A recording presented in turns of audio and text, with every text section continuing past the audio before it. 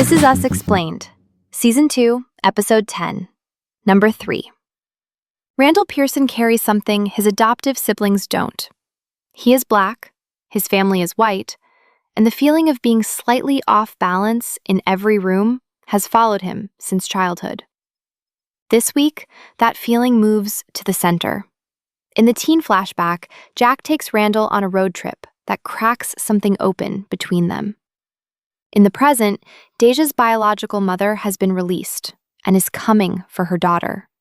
And Kevin, who has been quietly collapsing all season, arrives at Randall's door. The episode opens where the last two left off. Baby Randall taking his first steps and saying his first word.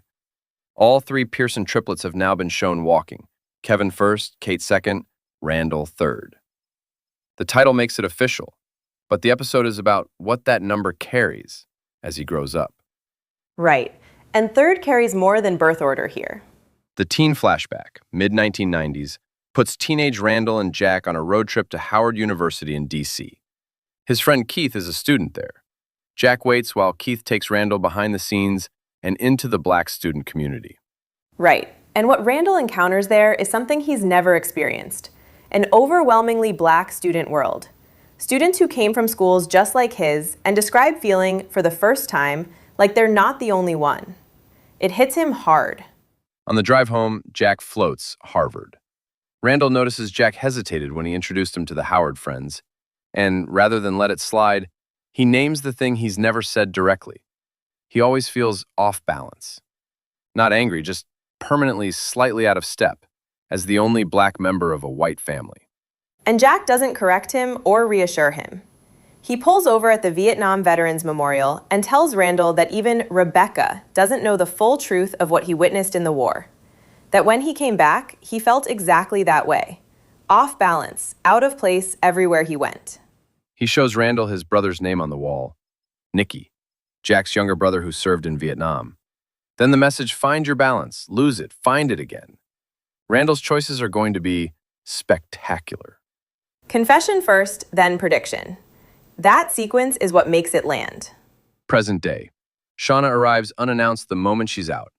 The gun charge was dropped. The weapon was evidence in a separate robbery, and she cooperated with prosecutors. She wants Deja back. Deja ends up being the steadiest person in that confrontation. She talks her own mother down, gets her to follow the official process. What does Linda say when Randall calls her? Linda's verdict? She's recommending custody returned to Shauna. Randall challenges everything.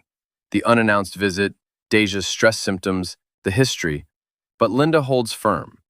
She's judging the present, and presently, Shauna is doing well.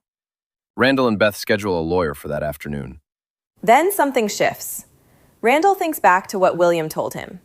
After Rebecca's second visit, when Randall was about 9, William followed her cab home on his last $20, stood at the Pearson door, and saw 3 bikes on the lawn. He didn't know which was Randall's and walked away. And then Randall drives by Shauna's apartment, sees her carrying bags of purple clothes for Deja. He didn't know purple was her favorite color or her nicknames. He doesn't know who Deja is in her own world. Right. That wasn't abandonment. It was William recognizing he had no place in a life already fully in progress. Randall is in exactly that position now, and the parallel is clear enough that he can't unsee it. So they skip the lawyer and go to Deja's science presentation instead. She credits her foster dad from the front of the room. Neither of them saw that coming. Shauna arrives. Randall tells her he's there for anything. Watching Deja, homework, whatever she needs. And Shauna says, they're good. That's fair, and it still stings. Kevin shows up later that afternoon. He's driven straight from the Pittsburgh alumni ceremony, looks wrecked, drinking at Randall's counter. He already knows about Kate and says he'll call her when his head is straight. Right. And how does Tess end up in the car? She hid in the back seat. She wanted to spend time with him, the house heavy with Deja leaving. Kevin is driving fast. She surfaces, tells him to slow down, and he gets pulled over and arrested. Everything he's been hiding all season, it just caught a child. The forged prescription, the collapse on a classmate's lawn, arriving at Randall's door unable to say the thing he came to say. The DUI is where that stops being private. The family is going to have to see him now. And alongside all of this, Randall and Beth have already made their own decision. They're going to foster again. Not despite losing Deja, but having absorbed what it costs. There's a boy already talking to a social worker. The door is opening.